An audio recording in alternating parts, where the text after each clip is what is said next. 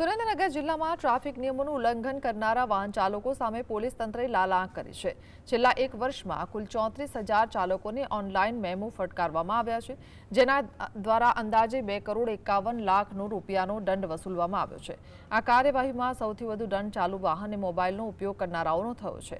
આ ઉપરાંત હેલ્મેટ વગરના 5,300થી વધુ અને ઓવર સ્પીડમાં વાહન ચલાવતા 5,000 જેટલા ચાલકો સામે ઓનલાઈન કાર્યવાહી કરાઈ છે। માર્ગ અકસ્માતની સંખ્યામાં ઘટાડો થાય અને લોકો નિયમોનું ચુસ્ત પાલન કરે તે હેતુથી તંત્ર દ્વારા હવે ઓનલાઈન દંડ ફટકારવાની કામગીરીને વધુ વેગ આપવામાં આવી રહ્યો છે।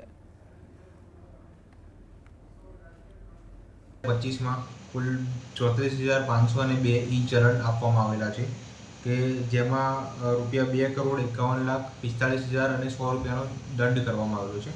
જેમાં સૌથી વધુ ચાલુ વાહનમાં મોબાઈલનો ઉપયોગ કરવાના 8,617 કેસ, ફેન્સી નંબર પ્લેટવાળા 1,217 કેસ અને કારમાં બ્લેક ફિલ્મ લગાવવા માટેના 922 કેસ, એમ અલગ અલગ હેડ નીચે અગાઉ જણાવ્યું તેમ ટોટલ 34,502 ઈ ચલણ આપવામાં આવેલા છે।